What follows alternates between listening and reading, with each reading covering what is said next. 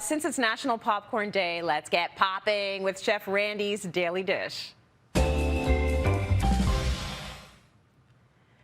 His recipe will satisfy munchies day or night. Here's what you need: some warm popcorn or 1 cup of kernels, butter, brown sugar, maple syrup, corn syrup, some kosher salt, baking soda, and vanilla extract.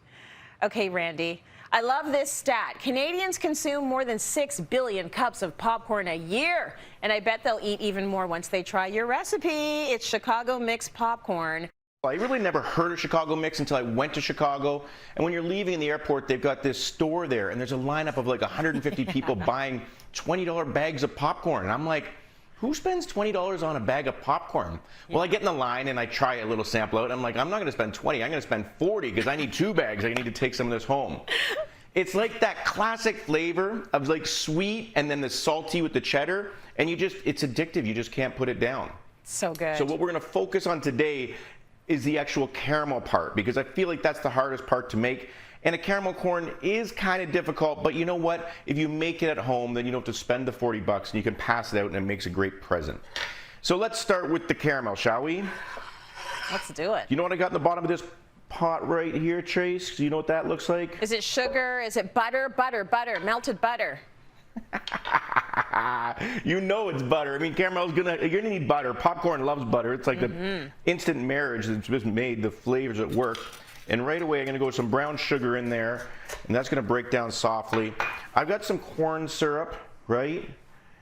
And then also, just because, you know, we gotta make it a little bit fancier than just corn syrup, we've got some maple syrup in there as well. Now you're just gonna blend this up and like stir it around and just bring it up to a soft little simmer for like 5 minutes, right? Once it starts getting a little bit more caramelized, let me see if my pot back here. Oh yeah, it's gonna look like that. Ooh, yum. What we're gonna do now is whenever you make sponge toffee at home, you just hit that caramelization right there with a little bit of baking soda, and then all of a sudden it's just gonna start getting a little bit lighter and a little bit more frothy, as you can see that. And that's the coating we're kind of gonna look for. A little bit of vanilla for flavor, and of course, some salt. So now, Tracy, be honest with me. How do you make your popcorn at home? Do you have an air popper? Do you put it in a pot? What do you do? We put it in a pot. So a pot a little bit smaller than the one you're using there. I put oil in. I put a cup or half a cup, depending on how many people are eating it, in the pan. I wait till 3 pop, and then I'm like, okay, it's time to put all of them in. I throw all the kernels in.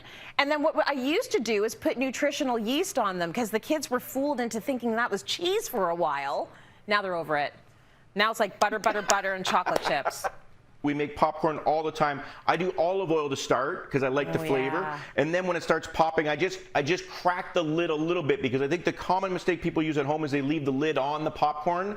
And then it steams it at the same time. It gets a little soggy. So just pop the lid a little bit, and then you get this fluffy, golden, gorgeous stuff. Keep in mind, the popcorn, Tracy, goes 8 to 1. So if this is 1 cup, you're gonna get 8 cups of popcorn. Awesome. Right? Yep. Not that too much popcorn's ever a bad thing. So check this out. The popcorn goes in. And if there's some of those in the bottom, this happens in our house.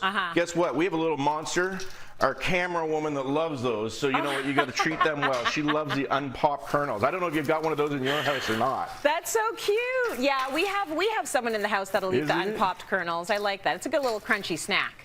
And then what we're gonna do is we're just gonna stir this up. Make sure you get right to the bottom of that caramel. But you can see this is instantly turning into caramel corn. Like, it's like some of the nooks are a little bit heavier than others, which you want, but you kind of want it like a glaze going on in there. It's coming together really well. And now how you're gonna keep it from clumping is it goes into like a well-greased pan. We're gonna roast that in the oven for like 20 minutes. And every 5 minutes, Trace, you're just gonna give it a stir. Okay. And then it comes out, so we're just gonna toss this in the oven. And it's kind of sticky, like it sticks to your hands, but every 5 minutes you're gonna stir it, and then you're gonna let it cool, and you're gonna break it down. When you break it down, it comes out like that. That's so good. So now, you ready for the Chicago? Yeah. I've got the cheesy stuff here, and I don't think I need to tell you how to make the cheesy.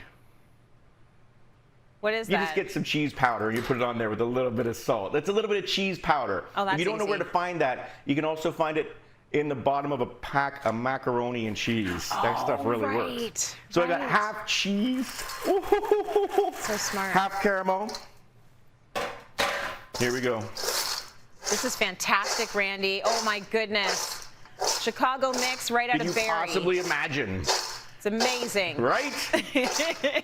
That'll be $35, please. You'd get away with it too. Throw those in some Ziploc bags and call it a day. Randy, thank you so much.